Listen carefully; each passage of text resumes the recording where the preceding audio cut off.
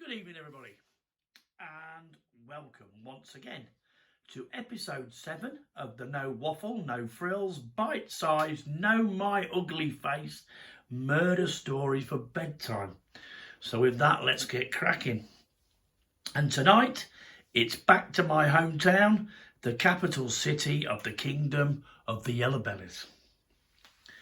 Monk's Road in Lincoln is basically a street of two halves.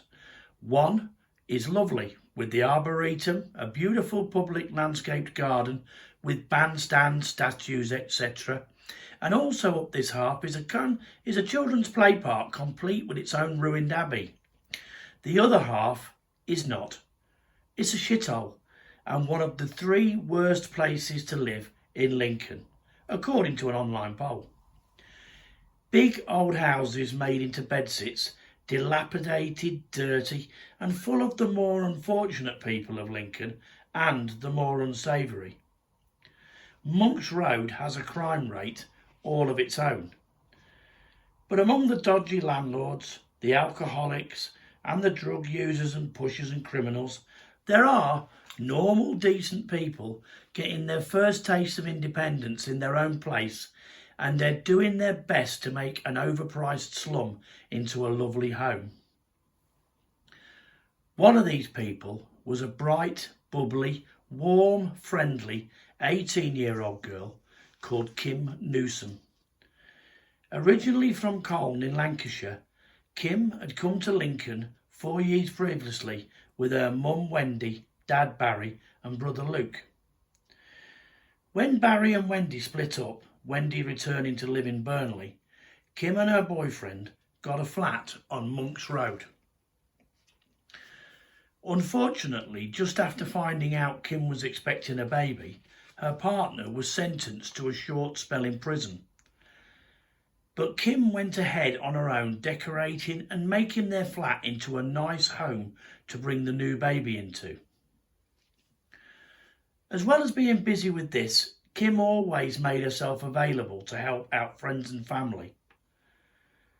On March the 4th, 2002, the 5-month pregnant Kim had spent most of the day babysitting for a friend's relative's young son.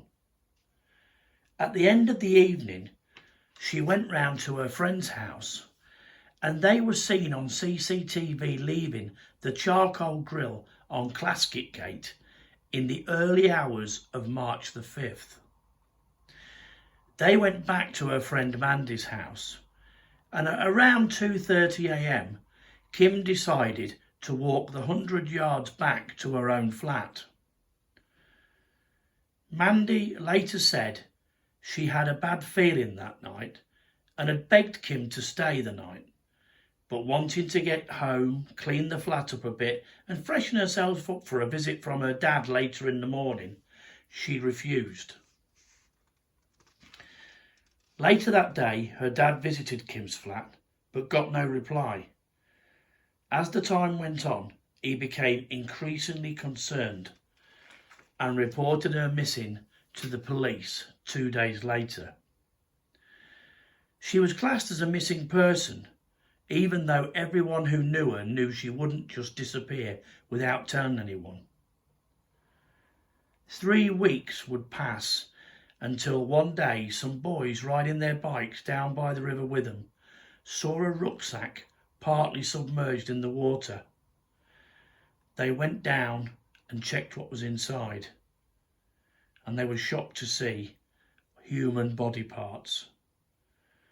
The boys informed the police, and plastic co-op bags and a holdall, also with body parts in, were also recovered by police divers from the Witham.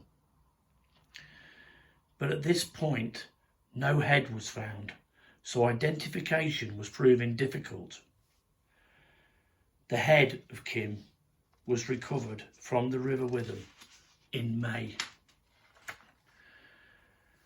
During this time, her downstairs neighbour, Stephen Charles Hughes, a 41-year-old career criminal who was out on licence from prison after a 6-year sentence for wounding with intent, had been questioned about Kim's disappearance but he was arrested for a completely different crime. And when his jacket was searched, inside one of the pockets was found Kim's birth certificate with a bloody footprint on it. The blood was found to be Kim's, and after Hugh's flat was searched, even though it had been thoroughly cleaned and redecorated, Kim's blood was found on the tiles in the bathroom. Hughes tried to make out he picked up the birth certificate when helping to clear out Kim's flat, and her blood was in his bathroom because Kim once had a nosebleed in his flat. He also said that on the morning of the murder, he heard voices of Kim and a man coming from her flat. After 5 interviews, he refused to answer any more questions. At the trial at Lincoln Crown Court, the prosecution stated that Hughes was waiting in the stairway. There is a creepy still from an outside CCTV showing a figure in the shadows of the stairway through a window. When Kim rebuffed his sexual advances, Hughes hit her from behind with an axe, fracturing her skull. He then dragged her downstairs into his flat, into the bathroom, and cut up her body and head with a saw, cutting off pieces of flesh and removing all her piercings, before stuffing her parts into a rucksack, a holdall and co-op plastic bags. Then loaded up with these bags, he rode down to the river on his bicycle and dumped them. Witnesses saw him taking his early morning ride on the bike, overloaded with all the bags. While on remand, Hughes had allegedly admitted murdering Kim to a fellow inmate in the prison yard. Alan Clinkscales asked Hughes, "What did you do to her?" Hughes said, "Chopped her up, burnt her and got rid of her." He also admitted they had picked up the birth certificate at that time. Clinkdales added that he had known Hughes for 10 years and he liked killing animals. He would often say he had gone into the countryside and butchered a sheep. Hughes was found guilty of murdering Kim. The Judge Justice Peter Crane described him as plainly a dangerous man, before sentencing him to life imprisonment, a minimum of 18 years before he could apply for parole. On the 20th of December 2019, Stephen Charles Hughes died at HMP Full Sutton just months before his parole hearing.